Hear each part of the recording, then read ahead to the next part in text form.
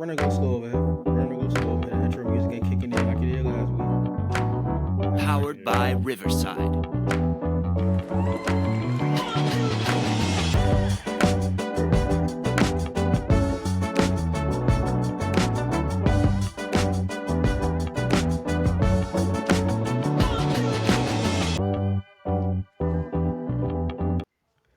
week. Ladies and gentlemen, welcome to episode 2. I actually named the show a show about football. I didn't know what else to put. I went to Google. Nothing else popped up other than other shows about football. So I think we're safe in that department. I think no copyright infringement is gonna happen. All right. Yeah, if anybody's worried, I mean, you could be nice and just send a cease and desist. I'll, obey all orders. I don't want no problems. I don't like courtrooms. Well, with that being said, since episode 2, I'm Cam Mars, joined by Craig Jordan. Last week we talked a little bit about week 0, and that was just an appetizer. I think the main course is here, what we've been waiting for about the past, 8 months. 7, 8 months is finally here. Week 1 officially of the college football season. Everybody's playing, so if you have a favorite team, your favorite team will be playing. They may be playing East West University, but they'll be playing. They may be on ESPN Plus, but they'll be playing. They may be on BTN 6, but they'll be playing. They may be on the Pac-4 network, but Alicia School has football. Shoot, it might be some people playing on BET too nowadays with these network deals, boy. I think it may be the ACC. I think they have games on CW, and I'm like, fam, like that's where I go watch All American. Now I can watch real All Americans on CW. Nah. That Dawson's Creek ass channel, boy. Right. What channel was that when you was growing up? It was like 23 for us or something like that. CW wasn't even CW like the precursor. Well, I mean, not the precursor. It's like WCIU. I feel like is CW. I don't know if you had WCIU like where you lived at when you was a kid, but in Chicago we had WCIU. I feel it. We just had UPN. I just remember one day UPN went from UPN to CW overnight. Yeah, and I think it's the same thing. I think like just like locally, you know how like your regular TV channels have like their local, like you know what I'm saying. So I think WCIU was UPN if I remember correctly. It's been so long, not to age ourselves, but that show's a long time ago. A long time ago. Well, that stuff was a long time ago. I want to make this show kid friendly. Excuse my language. But yeah, man, it's finally here. Like I said, week 0 wasn't much to take away. I attempted to watch the full Notre Dame Navy game, and I feel like this is going to be an issue that we have in this new streaming media rights deal type world. On YouTube TV, I couldn't get it because NBC was a local channel, and the Chiefs were playing, so I can only see the Chiefs game for the first half of that Notre Dame game. You ain't missed much. Oh yeah. I mean, I know, like once I was able to finally see it, I was like, oh well, I guess I was cool watching like preseason NFL ball, or or watching UTEP in Jacksonville State. I guess I was better off watching that. You got Peacock yet? I don't have Peacock yet, but I do need Peacock just for Big Ten. Illinois has a game versus Maryland, which is set to be on Peacock as of right now. So I'm gonna need to get that. Yeah, $5.99 a month, bro. One of my best streaming services I've had to this date. See, this is the issue. So for because you still need that live TV aspect, which is my YouTube TV, right? But you get add-ons. Like you get the add-ons. Like I have HBO, I have Stars as an add-on. So those are 2 add-ons I have. And then now I got to go get Peacock. And I think go ahead. You would think YouTube TV would just package all those into like one package by itself for like $20 a month or something like that. You get Peacock, you get ESPN Plus, all that stuff, Yeah, like my thing is I watch sports. Just let me watch. All I need is sports channels and VH1 so I can watch my reality shows. That's all I need. I don't need anything else. Like nothing spectacular. I don't. With all due respect, I don't need HGTV. I don't watch it. Me neither. Yeah, I watch like probably 3 or 4 channels on YouTube TV, and that's about it. And then everything else is just like background noise. They just hid me for $78 a month. Yeah. Hey, yo, yeah, it's steep, bro. It's steep. And I remember back in the day, though, at least you had to pay for the cable box, and after the cable box and the cable, that was over 100. So Yeah, I mean, was life much simpler before Wi-Fi got involved? Possibly, possibly. probably. I wasn't paying Yeah, bills back then, so I don't know, but like possibly. yeah, Yeah, but that's enough with the TV talk. Like I said, so I will say, so with Navy, I'm not with Navy, with Notre Dame. Like I was just curious to see how Sam Hartman looked. Sam Hartman looked amazing. He looked good. 251 yards, 4 touchdowns. There's really, like I told you on the phone last Saturday, there's nothing that I learned about Notre Dame. If anything, I learned that Navy's bad. Like that's what I learned. So there wasn't much to take away or extrapolate from there. USC was the other big team that played. In the beginning of the game, it looked a little tight. The first half between them and San Jose State. Like I said before, USC, their question mark is defense. Alex Grinch has, in my opinion, like he hasn't been a good D coordinator at Oklahoma, and he has been a good D coordinator at USC. And what's confusing about these D coordinators at elite powerhouses where you get all the talent is that they find a way to make 5-star cornerbacks or 5-star defensive ends look very mediocre in their systems. And it may be because of the offense, of how the offenses ran and things like that. But like I never understood how these powerhouse schools end up with trash defenses. yeah. Because it's all about scoring points nowadays. You know that. And that's What? why we see time and time again, like the teams that build the best defenses win the most games. And that's the reason why USC. I feel like they know what they were getting themselves into with Lincoln Riley. They wanted to be like the Showtime of college football. Yeah. And with the Showtime of college football, bro, that means no defense. That's a prime reason why Utah's won back-to-back championships They play defense. in the Yeah, Pac-12. yeah they play And defense. I think to give up 28 points to San Jose State, not to poop on San Jose Well, State they or had anything 28. like that. They had 28. Put some respect on the name. They had 28. Yeah. But I would just expect this USC team that's supposed to be national championship contenders to lock that down a little bit. But first week of the season, first week jitters, all is forgiven. Caleb Williams still went for 278 yards, 4 tugs, so we good. Yeah, no, my bad. Literally, oh my gosh. This is crazy. I had the What happened? ESPN, I had the ESPN schedule up in the background, and like they just started playing videos. Um, so that's a tad bit unprofessional. But uh, I heard the gist of what you were saying. But like all in all, week zero, like we said last week, like we need to pound the table for like if you're gonna do this, if you're gonna do week zero, give us some marquee. I don't want it doesn't have to be all marquee matchups. I know there's rules that were set as far as Hawaii and travel within an Ireland game due to like the travel rules of those being the games that play. I know it's a tradition, but if we're gonna do the Ireland game, do not give me Notre Dame and Navy. Give me Notre Dame and somebody else. I don't want to see a blowout like that. Like because at this point we're thirsty for football. Preseason football only gives you so much in the NFL. We're thirsty for football. You're gonna put football on my TV. I want to see high quality football. Like I don't want to wait. I don't want to wait another 5 days to Thursday to see something. I want to see it now.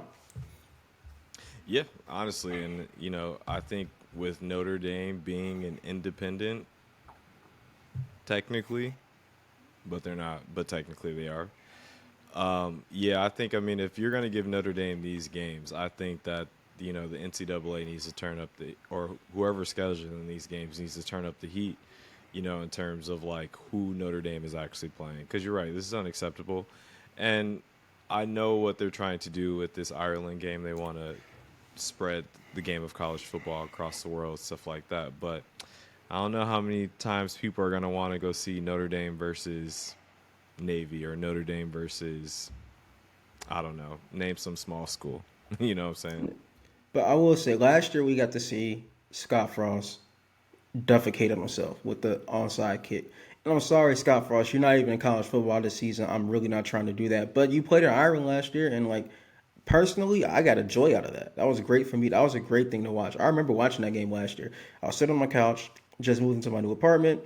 I had a nice cheese pizza with a lemonade, and I got to watch Nebraska do Nebraska things. And it was a wonderful Saturday. And I went out that night and enjoyed my night because I got to see Nebraska lose. It was fantastic. Yeah, I remember that whole day because we're going back and forth texting, and you're just going crazy. You're like, Scott Frost about to throw this game. He sucks as a coach. You just wait, and I was like, all right, bro, I'm gonna wait and see. And then the play calling was, yeah, it was terrible. One of the Yeah. worst coach football games I've ever seen. Well, he's just a bad coach. It's a shame, like when you're that bad of a coach, and I'm someone where my football experience does not pass. I made it to college football. I don't like, but like I'm not a coach by any means. I think I have like a good foundational understanding of football and how the game flows and works. But like I could see, I knew it was gonna come. Like my little brother, my little sister could probably see how bad of a coach Scott Frost was. But that's besides the point. Let's get to week one. We Wait, kick wait, off. wait. All There, right. there was one really good, compelling game this week. It was that Jacksonville State UTEP game. No, I'm playing. I'm just trolling. Well, it I'm was just trolling. 14-17. It's 14-17. Like I'm not gonna like Uh, yeah, I'm not gonna trash on like that's still FBS football. Still good football. Yeah, that is still good football. It's still good football. But yeah, week one. Uh, I don't know where you want to start, but we should jump right into Utah, Florida. To be honest with you, like that's the matchup of Thursday night. I think That that. I mean, at least as a yeah, SEC yeah, person, yeah, a Pac-12 person. yeah, that's your matchup. You know my matchup of tomorrow. I know what your matchup is. I know what your matchup. Yeah. But shoot, we can jump right into Florida Utah rematch of last year's game in the Swamp, in which Florida barely won on a last minute interception. And game was nuts. Game was crazy. Very close, slugfest, everything. And this year I think it's gonna be different. Cam Rising's not playing. Doubtful. Yep, he's listed as doubtful. They're saying I'm reading through the grapevine. I've been reading through the grapevine that oh my goodness, I'm having a brain fart right now. I'm sorry. Hold on. Hold on. I hope you're not about to talk about Graham Mertz. No. Cameron Rising is out, and their backup is looking like they're going with Bryson Barnes. That's what I'm hearing through the grapevine. Bryson Barnes came in for Cam Rising last year a few times when he was injured. I don't know anything about the guy, honestly. I tried to look up game film of him, and I found maybe 3 drives of him. So we'll see. From what I saw, he can make the throws. But the big thing is they're also down to their third string tight end too as well, because Brent Keith is out too as well. So a lot of question marks for Utah, I think, honestly, and even more question marks for Florida, because what is Graham Mertz going to do? That's the $1 million question. I feel like that Kyle Whittingham at Utah is a really good coach, and obviously Cam Rising not playing tomorrow is not a surprise. And from the last report I saw earlier today was that he was listed as doubtful. I don't know if that's been downgraded or upgraded to he's officially out. But that's besides the point. He's been hurt. He's been hurt since last season. So it's not a surprise. Kyle Whittingham's a good coach. He's had the entire offseason to get the backup ready, to get him the reps, to prepare him to make a game plan around him. It's not the last minute thing where the game plan has been around Cam Rising all offseason, and now all of a sudden they have to get their backup quarterback ready. Kyle Whittingham is not James Franklin. I guarantee you this backup quarterback will be prepared and ready. He's gotten the reps throughout the offseason. Hey, yo, hold on a second. Hey, yo, every chance you get, I feel like you're going to take shots at Scott Frost and James Franklin. Note that, fans. Note that. No, not at all. I mean, that was out. But no. I believe in as of now, Billy Napier was good at Louisiana, but as of now on a Power 5 level, Kyle Whittingham as a coach, I believe in that coach more than I believe in Billy Napier at this particular point. And on the Florida side of it, with Graham Mertz, who is Graham Mertz? I don't know what we're going to see. You could say that being in that Wisconsin system did not help. Outdated pro style type system did not help him. He may have not had the receiving weapons around him that he needs to really show his skill set and his talent level. But but also the sample size is large enough for us to know that yes, Graham Mertz had a good game 3 years ago against Illinois, but he has been very mediocre to bad since then. So if that you're was a hell that wait that was a hell of a game, bro. He threw like okay, 7 touchdowns, bro. well, that's besides the point. If you're the if you're Billy Napier and his Florida coaching staff, you must believe in yourself that hey, we can pull the real Graham Mertz out. You believe Graham Mertz that was the guy from October of 2020 when COVID and nobody's at the stands. Nobody was in the stands and it was just a weird year. But also at the But same time, not go ahead. I was gonna say at the same time, I remember reading coming out of spring ball that Billy Napier was not satisfied with his quarterback room, and I find it hard to believe that Graham Mertz has made that big of a jump from now. I mean, from then to now. I do not believe in Graham Mertz as a quarterback, especially not against Utah at Utah Thursday night under the lights against that defense. Florida has a good Florida has a decent stable of running backs. I believe that Travis Etienne, a little brother, he's a good back. I'm sorry, I don't forgot his name, but I know that he's his brother because they say it every game, every Florida game I watched last year. I hate when they do that. Yeah, hey, I That's heard you the true. first That's time. true. I heard you the first time, but I'm really leaning Utah on this, just because the revenge factor. Kyle Whittingham's a good coach. They've had their entire offseason to get their backup quarterback ready, and it's at home. I'm taking Florida on this one because honestly, I think that the stable of running backs that they have will take a lot of pressure off Graham Mertz. So if they can run the ball effectively against that stout Utah front seven, I think that they have a chance. The thing that could stop Florida in this game is Graham Mertz is going to have to beat Utah. That's what's going to have to happen for them to win.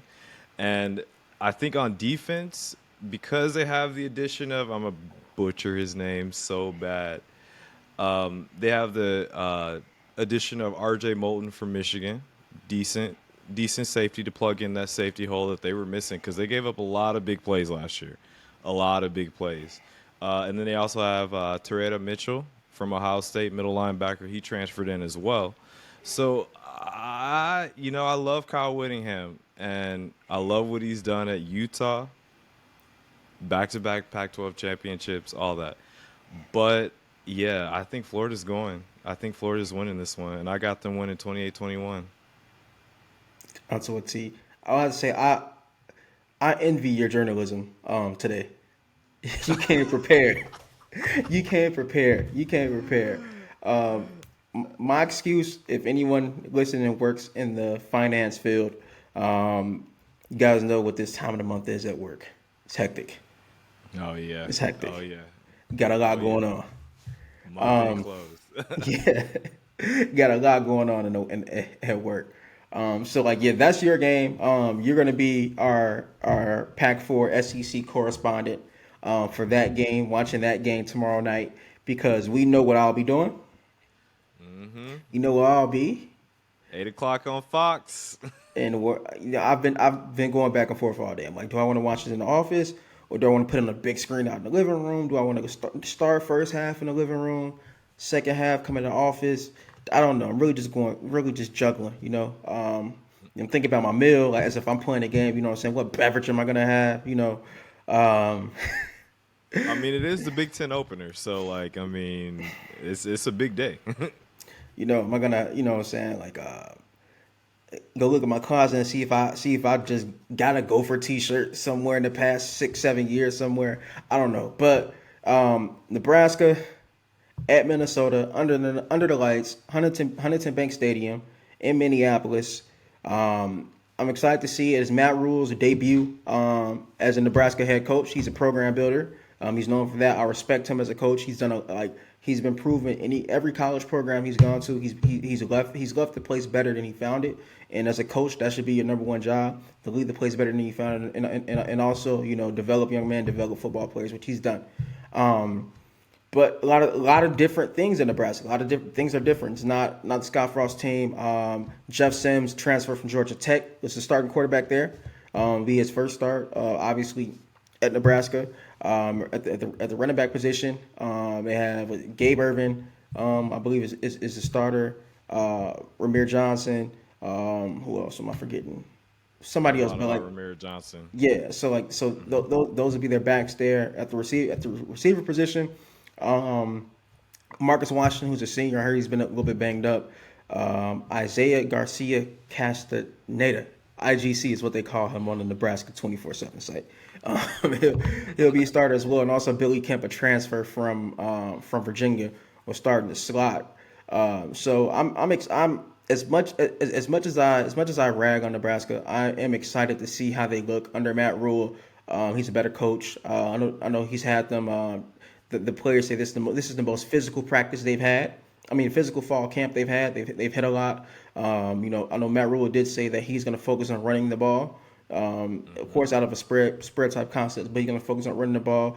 Where Nebraska still isn't strong yet, like I said last week, is the trenches. So that gives me pause, gives me question, especially in the Big Ten West. It's kind of hard to survive in the Big Ten West without not being strong in the trenches. The flip to Minnesota's offensive side of the ball, Ethan Callig McManus. I'm pretty sure I said his last name wrong, but he's officially taken over at quarterback.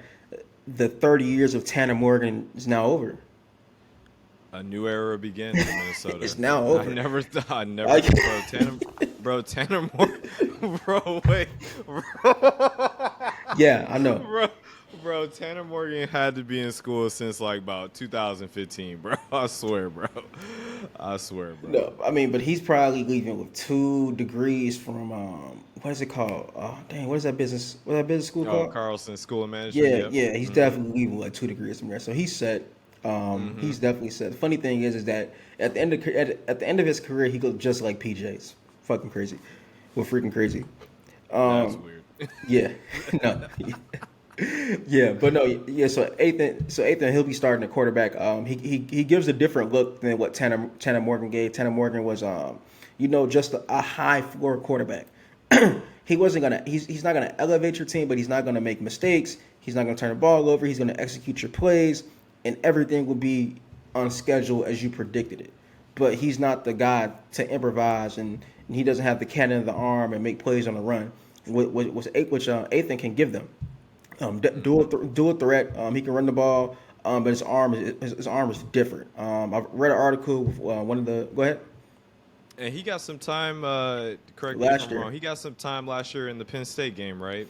Yeah, he actually started the Penn State game. He played the entire Penn State game because Tanner Morgan got hurt against Illinois the week prior. I got you. Yeah, I liked what I saw from him.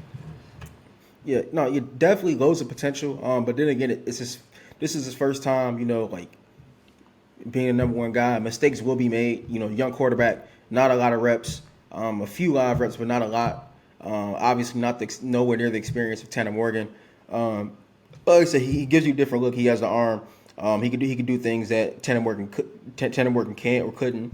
There's a Minnesota beat reporter I follow who's been following the Gophers, covering the Gophers for years, and he said that this is probably within the past decade or so, this is the most gifted quarterback he's seen play for the Gophers. So definitely, the staff inside the Gopher facilities, they're high on him. They're also high on their receiver room, which was really bad last year. If anybody watched the Gophers play, it was terrible. So they have Daniel Jackson, who they say will probably be the number one receiver. Corey Crooms, a transfer from Western Michigan. I think he was a 1,000-yard receiver. He was first team All-MAC. In the backfield, Sean Tyler, transfer from Western Michigan. He'll take over as the lead back. He's a different back than Mo Ibrahim, who is finally gone too after like 30 years. Different back than Mo Ibrahim. A little bit quicker, can take it the distance. Mo couldn't do that. So revamped offense. Like I said, Chris Altman-Bell is back for his 7th year. He may be like the only player left from like that era, the other era, the early Fleck era. But he's been there since 2017. Yeah. A lot of journeymen in Minnesota. So yeah. Me and him got the Dinkytown the same year. Yo, that's crazy. but yeah, I mean, so the offenses, but I still think this game is going to come down to the defensive side of the ball. I could go extensive review on both sides of the ball. I want Nebraska is going to run a 3-3-5 under their new D coordinator from Syracuse. Minnesota, Joe Rossi, longtime coordinator. Traditionally, as the past 5, 6, 7 years, traditionally one of the best defenses in the Big Ten West. Really stingy, hard to score against. I think that this game will be played tightly. I believe that I believe in coaching so much, just because of what I saw from my team from one year to the next between Lovie Smith and Brett Bielema, that I do think that a lot of the mistakes that Nebraska made were coached. So now with better coaching, the talent has always been there, so they'll be able to hang in these games. They've also historically they played Minnesota pretty tightly, but I do think over time, just the trenches what PJ has up front in his running game, and just how well coached they are, will overpower Nebraska. So I'll go 28-21, Minnesota. Yeah, that's what I was thinking too. I was thinking 24-17 Minnesota. I think PJ is going to dominate the line of scrimmage. New quarterback. Oh, well, same system. I think that they got a lot of experience on offense coming back. And, yeah, I think Nebraska is going to be a nice story, just not this week.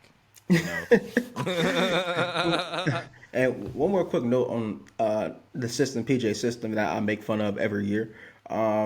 So like last year, last year Minnesota only threw the ball more than the service academies. Like those are the only teams they threw the ball more than. So I do think that will go up because Athan has a better arm talent than Tanner Morgan. They believe they have better receivers this year than they had last year. So I'm not saying they're going to be top 10 passing offense in the country, but they're going to go up. I'll say probably, let's say they're the 75th. They throw the ball the 75th most amount of times in the country. That's still way more than they did last year. So I think they'll go up with that. So still running, but not as much running.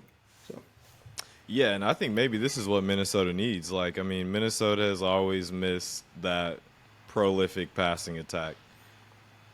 Even on years where the offense was very prolific, I just feel like the passing attack could always be better. You know what I'm saying? There could always be a better quarterback or a better arm behind center. So I'm very curious to see.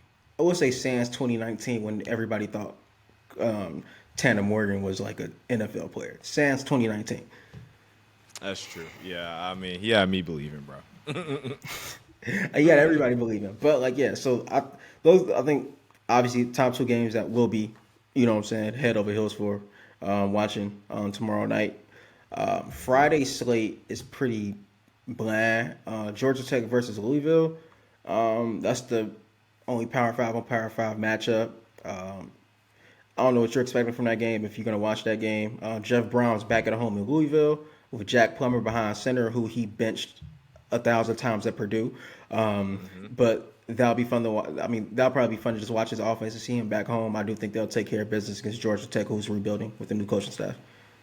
Yeah, I was just about to say, didn't Georgia Tech just turn over their whole coaching staff, basically new offense, everything like that? Mm-hmm. Yeah, look for Jeff Brown to definitely start off the season right and hopefully get a nice little leg up in ACC play because it's going to be hectic in the ACC this year. Yeah, I will say this. Say this too. Louisville, this is a different conversation, but Louisville, sleeping giant, a lot of NIL money. Jeff Brown's back home. He's not going to go anywhere. Pretty sure he has a lifetime contract if he does what he's supposed to do. So I think sleeping giant in the future. We have the Miami Bowl. Probably not going to watch the Miami Bowl. Yeah, I'm not going to watch that either. It's on the ACC network. I don't think I have that anyway. But Miami of Ohio versus Miami, Florida. When I was 8 years old, I used to get so confused playing NCAA. Ayo is oh my God, I can never remember his name. Coach at Miami, is he still there? Cristobal is the head coach. Yeah, Cristobal. I was about to say Manny Diaz. He's definitely a coordinator, but yeah, Cristobal's still there. Yeah, it's gonna be a long year. It's gonna be a long year. If it's a long year there, I will say that it gets a little hot. I know, and this is what happened when you go to coach at big time schools. He is a Miami alum, but still, year two in Miami, you didn't go bowling year one. If you don't go bowling year two, that seat is getting hot, and it's not because of the Florida heat. For real. So hopefully he takes care of business. But wait, really quick. I don't know what they're expecting though. Look, I feel like, bro, Florida State is just like leaps and bounds above Miami at this point. So, but that took time. It took Mike Norvell time. People wanted Mike Norvell head in the beginning. It took him time to turn that roster, rebuild it, and get it to where it is, how we're talking about them, and what kind of season we think they're gonna have. That took time. Like this is year 2 for Cristobal. So it's not like he's been there 5, 6, 7 years and he's just treading water. Like it takes time. You know what I'm saying? Like these recruiting classes that he has, like we talk about all the time. The majority of these high school players are not ready out the box. Just because he's a 5-star does not mean he's gonna put up 1,000 yards tomorrow. Like it doesn't work like that. So I do think fans and boosters need to learn to be more patient and let things work. Like I hate when people that have never played the game or have never been inside a college program try to say how things should go. Nah, bro, I don't care. Look, that was cute. No, it's gonna take God's work to do something down in Miami at this point. Well, I mean, he's been recruiting well, and he recruited well at Oregon, and like I haven't Cristobal is someone I haven't watched closely just because like he was in Oregon Pac-12. I'm not really watching that like that. Now he's ACC in Miami, like just out my region, But Oregon fans did say that he's not the best coach. He's a great recruiter, but not the best coach. Why do you think he's not at Oregon? Well, he wanted to go home. He didn't get fired. He just left. He didn't get fired. But I mean, they definitely have a way better coach in Dan Manning now. Like way better coach. That's just my opinion. That may be, but Cristobal aside, like it takes time to build a program. Like I will forever believe that just because I've been in programs and I've seen things built, I know it works. So, just my 2 cents. Okay, we'll leave it at that. Yeah, we don't have to get into like a whole big thing. We can do that on like a bye week or some shit. Like really dive into that. Saturday though, Saturday is like really where it gets like that, like, so to say. You like personally with me, started my morning with the big noon kickoff game, TCU against Colorado. A lot of excitement in that. Is Deion gonna get the upset? I mean, it would be an upset, bro. Like Colorado's not ranked. TCU's number 17 in the country, coming off a college football playoff appearance. Sonny Dykes in year 2. They have all the momentum in the world. It's gonna, that would be an upset. That would be an upset. Is Deion Sanders gonna get the upset? I don't know. I don't know because I want to see Colorado. Honestly, Travis Hunter, on our old podcast, when Deion flipped him from Florida State, and then it went from a football story to a national story and a social thing and race thing. We talked about that on the old pod. I'll say it again. Travis Hunter is him. How everybody said he was generational 2 years ago. That didn't change just because he was in Jackson, Mississippi for a year. That's still Travis Hunter. I was thinking about saying this today in the car when I was driving to work. But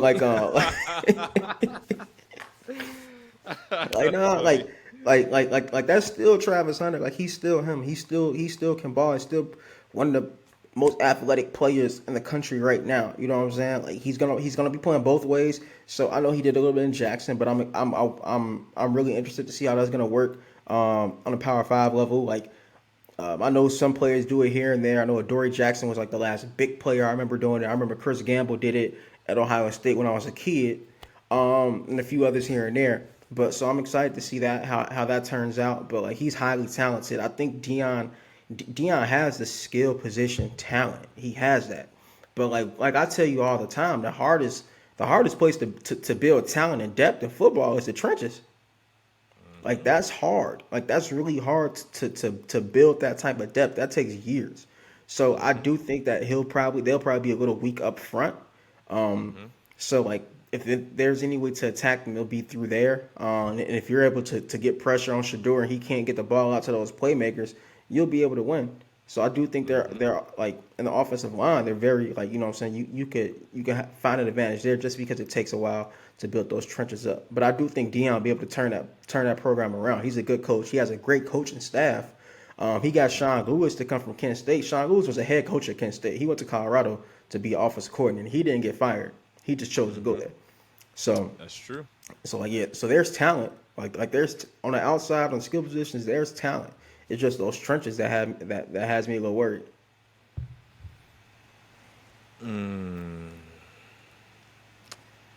Yeah. So this is gonna be a weird analogy, but you remember last year how we had the Brian Kelly experiment? Yeah, and that ended up being working really, really well. Yeah, this is the Deion Sanders experiment. And yeah, my only question is how can you put it all together at the Power 5 level? Like I have no questions about the talent, I have no questions about the depth. Recruiting wise, Deion Sanders is probably will go down as one of the best recruiters when it's all said and done. I could be wrong, but I can already see it happening. Great motivator, great coach. Yeah, I just want to see how they put it all together at the Power 5 level. Fortunately, their first opponent is TCU, and although TCU lost a lot of talent, lost Max Duggins, etc., it's still TCU at the end of the day. And I think they've built a name for themselves to the point where I'm not just going to pick Colorado to roll over TCU. Or I don't know if I can pick Colorado to beat TCU by 3 points. I think TCU rolls by 14. And Deion will live to see another day. Oh yeah, and this is the thing too, because like, let's say Colorado gets blown out. Do you know what social media is going to look like? Oh, it's going to be nuts, bro. It's going to be And worse than Texas social media, bro. but let's say if Colorado blows out TCU, it's going to be Texas type hype. Bro, Like, Lord, so I was thinking about this today. I said, Lord, please don't let Colorado blow out TCU because I literally will not be able to read anything online for like 2 weeks, bro, because that's all they're going to be talking about. yeah, like like when you have personalities, individuals like Deion Sanders, and that's what it really boils down to. Like it's not even about the kids on the team. It boils down to Deion Sanders. When you have a personality like his, you're gonna have overreactions both ways. Like if they win, it's gonna be an overreaction. If they lose, it's gonna be an overreaction. And the answer to both results is somewhere in the middle. If, like you said, if they lose, they'll live another day. It's not the end of the season. If they win, that doesn't mean that they're gonna go 12-0 and go to the playoff. Like, go Because ahead. really, the goal should be at this point, the goal should be to win a Pac-12 championship before we can talk about national hype. You know what I'm saying? And yeah, if they lose this game, like this is a non-conference game at this point. Next year it won't be, but this is a non-conference game, so it's like, if anything, I feel like it's a good test for them to gauge where they're at, all that stuff. And another thing that I haven't seen people talk about, and maybe I just haven't been looking in the right place, but Shador Sanders, Deion's son, at quarterback, he's a starter.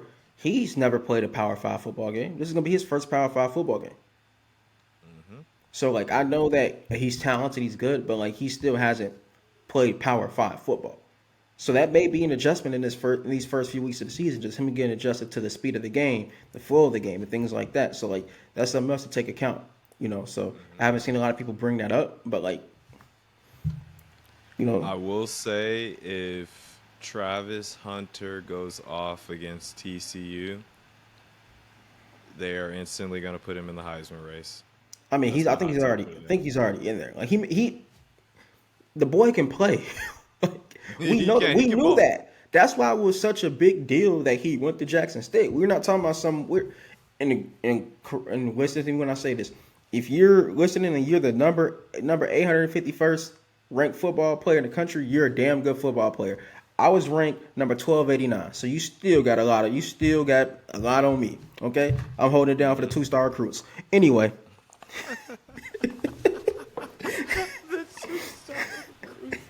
Damn, bro. I thought you would have said like 3 or something like that. At least like, embellish it a little bit. Hey, it's a Hey, lot I of appreciate- bro. It's a lot of twos that made it to the league. I mean, a lot of twos No, that I went know, deep. I All know. right. I know, no, I appreciate you. I appreciate your honesty though, because I know some dudes probably would have been like, "Yo, I was 4-star." You know what I'm saying? Like, If I was a you look on 4-star their recruit, I rival- wouldn't be sitting here. I would not be sitting Yeah. here. You look on their rivals, you see 1-star. I'm like, all right, bro, you ain't gotta lie. But yeah, no. Travis Hunter, I remember the day that I saw his highlight tape, bro, for the first time, and I was like, yeah, I don't think I've ever seen no shit like that before. And like, in all my years of watching football, at the high school level. That he like the stuff that he was doing, everything. Jackson State stuff that he was doing. I was like, yeah, this guy is special.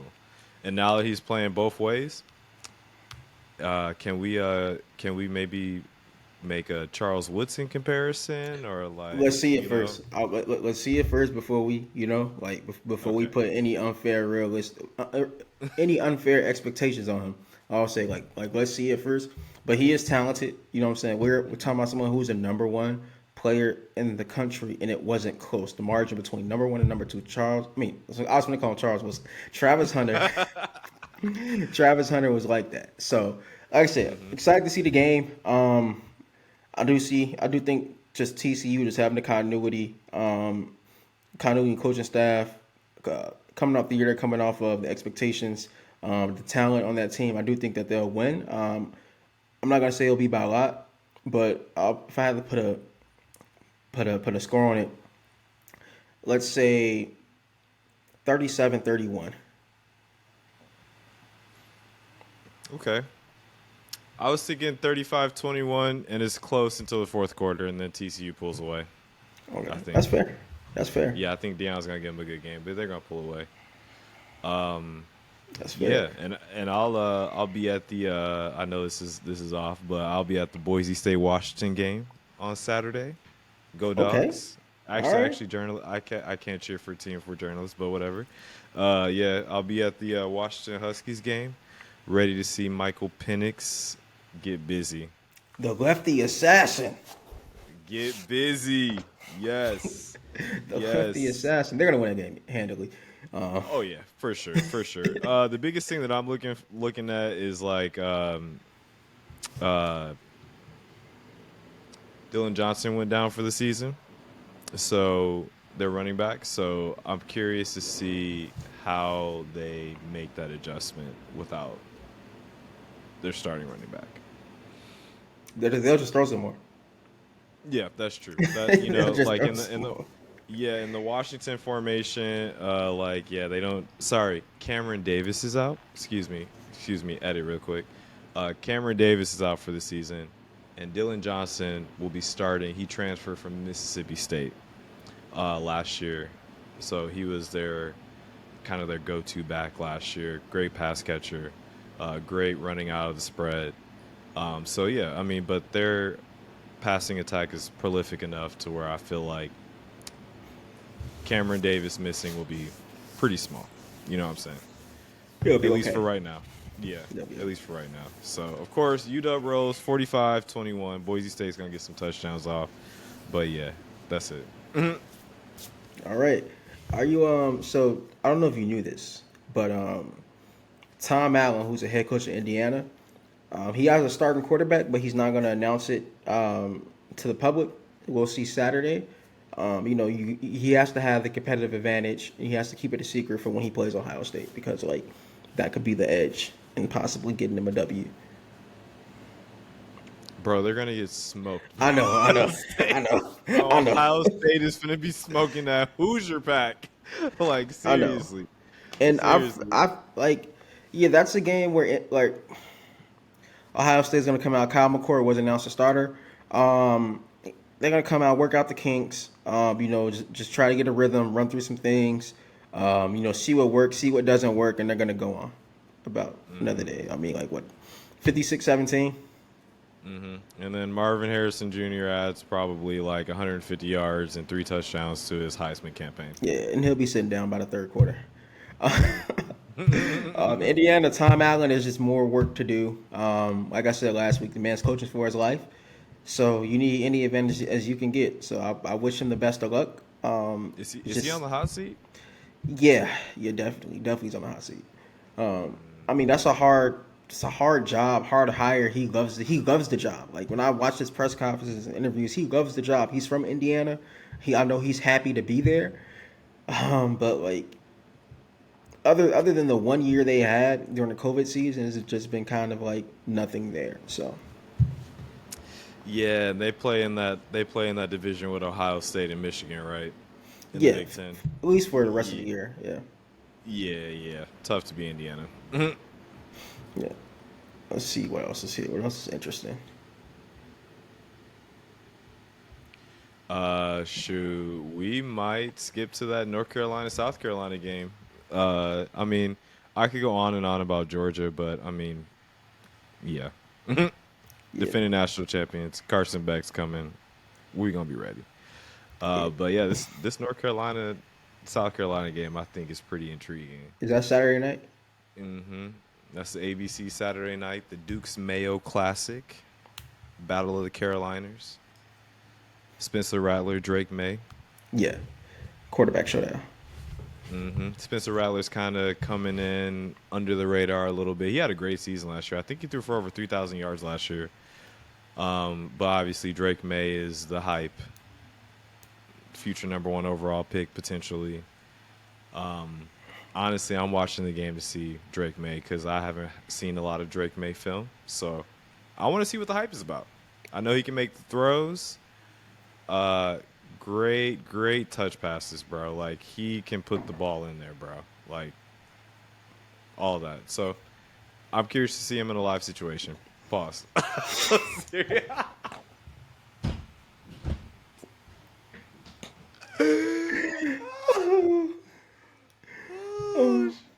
But you know, I'm He can make all he can place the throws where they need to be. yeah. He definitely good at his job. I'm excited to see the game as well. I also want to say Spencer Rattler. Cases like his is why the transfer portal was cool. Is why it helps because at Oklahoma, like he just couldn't stay there after what happened of how he got his job taken and how he was getting booed on the field. Like he had to go somewhere and change the scenery. So I'm happy to see him happy to see him thriving, starting position, come second year as a starter at South Carolina. And he still has a chance to keep his not lose his draft stock totally. I just think it's insane how he's still in college because it feels like he was at Oklahoma like a decade ago. Yeah, post COVID world, bro. Because he was at Oklahoma pre COVID, wasn't he? Yeah, but I don't think Because he like played. I Caleb, think he redshirted. I think he redshirted his first year. I think Jalen Hurts was there. Yeah, nah, that Caleb yeah. Williams year was definitely like It was 2 years. 2019. No, it was 2 years ago. Was it 2 years ago? Yeah, yeah. That was in Dang, it 21. felt like so long ago. Oh my goodness. Okay, my fault, my fault. Yeah, no, I'm happy for Spencer. I never thought he was a bad quarterback. It's just he's not Caleb Williams. I'm pretty sure there's a take somewhere. You coming at Spencer Rattler head. It's somewhere buried in these archives. Yeah, no, but I never thought he was a bad quarterback. I thought that he was very serviceable, and yeah, he just wasn't Caleb Williams, and unfortunately, we saw Caleb Williams, and that was the end of that. So, Yeah, no, that's true. I want to say real quick. There's two Big Ten things I'm excited to see. I'm excited to see what Wisconsin's new offense looks like. They play Buffalo, so probably won't be a close game, but I'm excited to see what that looks like. Excited to see Tanner Mordecai, who had a really bad spring game, and see how he rebounds from that. Also excited to see their new receivers that they brought in as well, to see if they go up to the hype that I've been reading and hearing about. And also with Penn State playing West Virginia, I'm excited to see Drew Aller. He played in 10 games last year, but this is going to be starting. So this is like a new era of Penn State.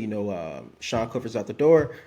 This is supposed to be the most talented team. So I'm excited. I'm excited to see what happens. And if this is their most talented team, they should definitely handle a team like West Virginia easily. Neil Brown's on the hot seat. I expect to see them dominate from start to finish.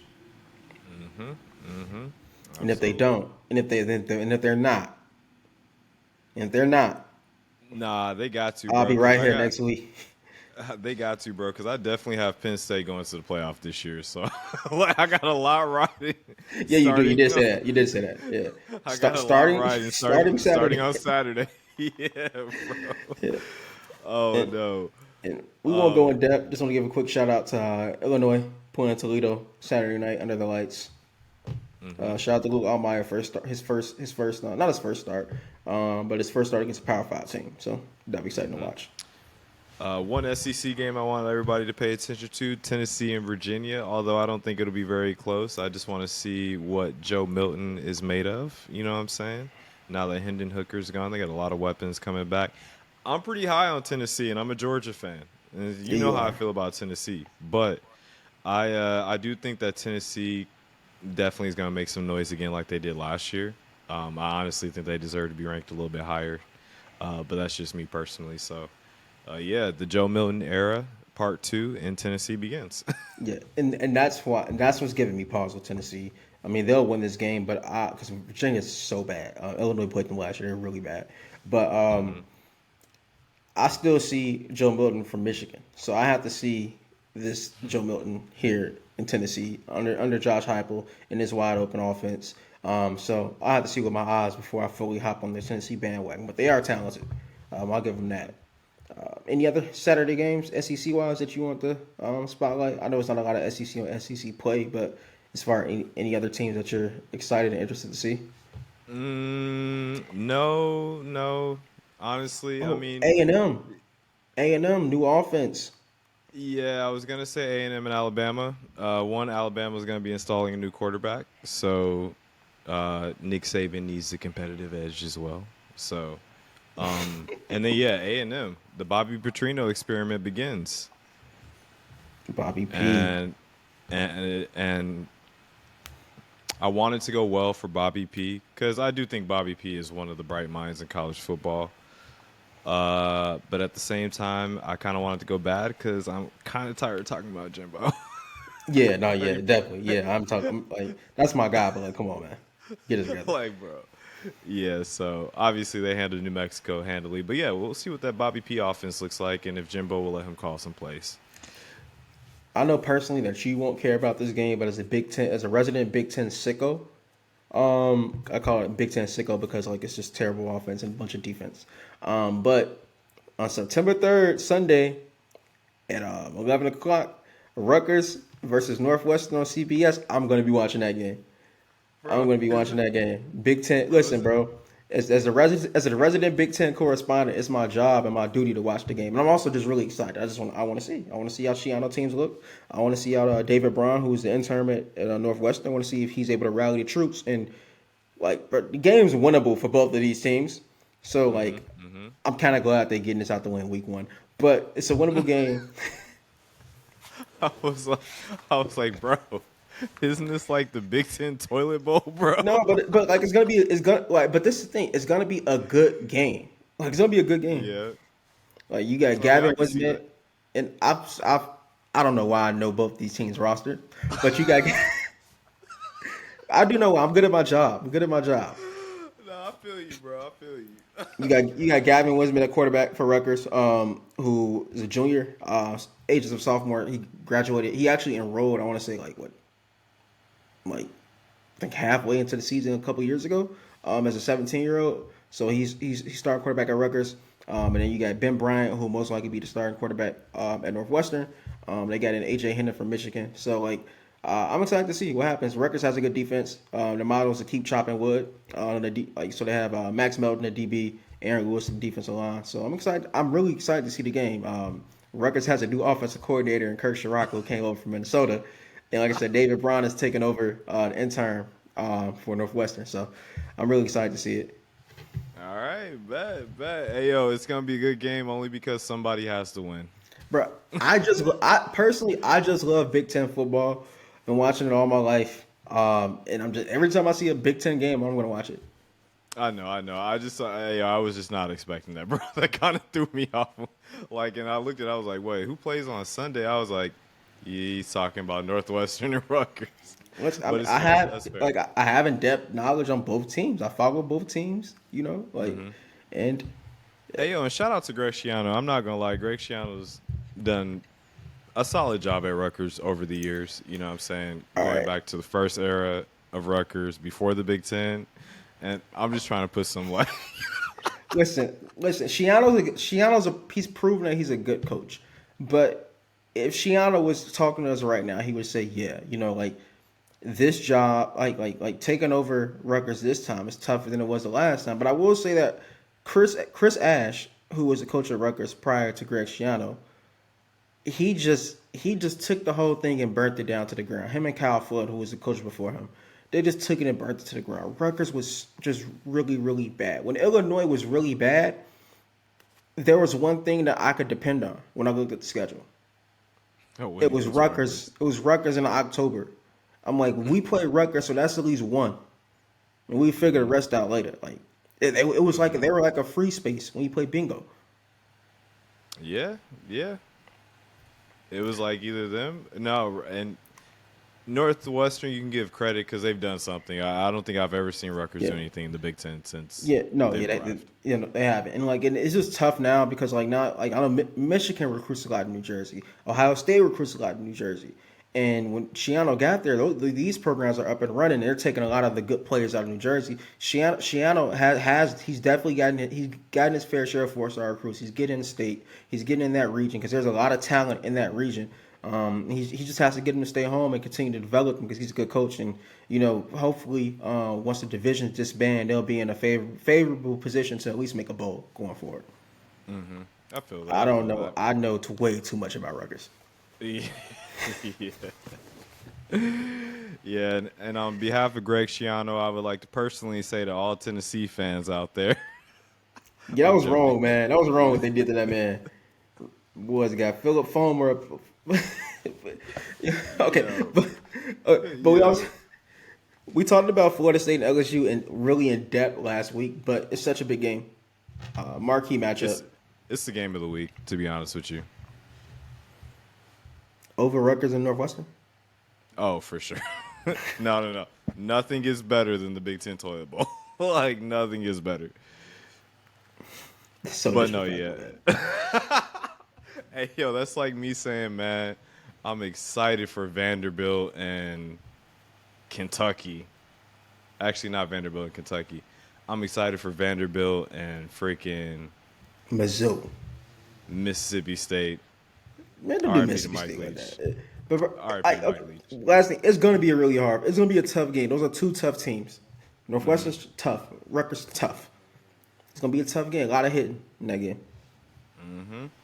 That's true. That's true. But yeah, no, Florida State LSU is the game of the week. Yeah, we talked about it extensively last week. But, Cam, I'm not going to lie to you. I think I might believe in the Florida State hype. I think I might believe in the Florida State hype. I mean, they beat LSU last year. And I don't even think that game should have been that close. I think Jaden Daniels went crazy. And then, yeah. So I think that a better Florida State team beats that LSU team this year. Again, 2 times in a row. Jordan Travis is a damn good quarterback for Florida State. Every time I watch him play, I'm impressed. But Brian Kelly's a hell of a coach. Like I said last week, he's a great coach. He's had a year to get even more familiar with his get more familiar with his team. Coordinators have had another year. Jaden Daniels is coming into year 2. Malik Neighbors is back. That defense is really good. Makai Wingo on the defensive line. Harold Perkins at linebacker. Perkins, yep. Yeah, boy, Harold dog. Perkins is crazy. Yeah, that's a LSU's a really good football team, and I don't see them losing 2 years in a row. Two years in a row to Florida State. I think they're more talented. I really do. I think they have a better coach. I do think it'll be another close game, but I do have LSU pulling this one out. I feel you. What you got for the score? He putting me on the spot here because I didn't have a score written down. I didn't have a score written down. I do think that it will be. Oh, he put me on the spot. I could be totally wrong, but I'm gonna go 35-24. Okay. I got Florida State eking it out 28-24 again.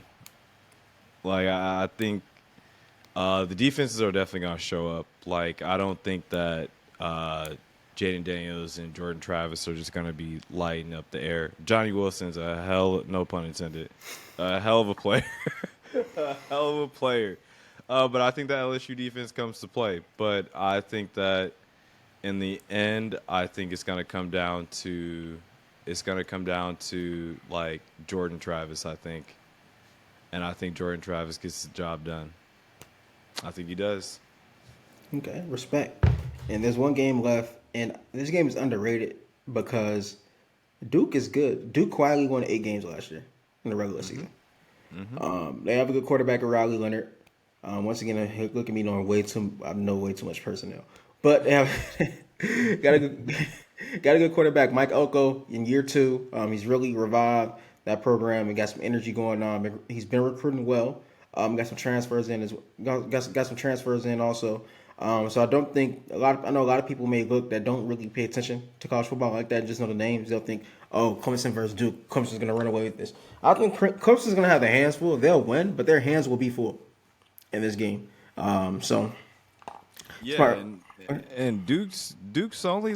I mean, their losses last year, it wasn't like they were losing by like 2 points. So this Duke team might even be better than we think. Because looking at their schedule last year, I mean, they lose to Kansas by 7, they lose to Georgia Tech in overtime by 3, and they lose to Pittsburgh by 2, and North Carolina by 3. And so I think, yeah, I don't think Clemson's in for a cakewalk like they think they are. Clemson wins this game, but it's Yeah. gonna be tough. Now, Clemson don't think they're in for a cakewalk. Dabo knows that. I mean, it's a conference game. Like they know Duke's good. Like I said, it's just the outside work, and that may think it's a walk in the park, but it'll be tough. Like I said, Clemson still will win, but I think the way Duke plays on Monday will definitely get them some supporters and also some respect with how well they play them on a national scale on Monday. Yeah, yeah. Yeah, I don't have a score for that one. I know you probably do. No, I'm not gonna lie. I overlooked that game. I'm not gonna lie to you. I'll be right. completely honest with you. But It's- if I had to guess, Clemson's installing a new quarterback this year. I think, right? DJ Ugalele left out to Oregon State. Haven't really heard anything about Clemson's new guy being generational Trevor Lawrence type talent. I'll still take Clemson 35-24. Okay, that's fair. That's fair. That's fair. And there's one thing I want to do before we hop off, because I know you put a lot of work into getting your scores and you pick them together. So I know that was just the overview. We did really in-depth overviews. If you just rattle off, if you got a couple notes about your scores, go ahead. But go ahead and just give us your selections for the. You ain't got to do every game. You know what I'm saying? You do your marquee ones. Hey, yo, that mute button is weird on this one. All right. My scores. Again, I got Florida 28-21 over Utah. Of course, Washington's going to beat Boise State. 28-24, LSU over Florida State. I think Minnesota's going to win again. I got Minnesota winning. I'm gonna say 24-17. Let me revise my score from earlier. Lastly, the TCU Colorado game. I'm still gonna stick with 35-21. 35-21. TCU pulls away in the fourth. North Carolina, South Carolina. Man, I don't even know. Let me get like 45-42. High scoring affair. And then we have it, ladies and gentlemen, Craig Jordan Pickham. Appreciate y'all for listening. Go ahead and follow us on social. I'm at Camden Mars. You gonna plug yours? I'm at JTJumps23 on Instagram, Twitter, or X, whatever it's called now. Follow me. Oh, also I'm at 80 mil Cam on TikTok. Hey, let's And go. just like that, we're out.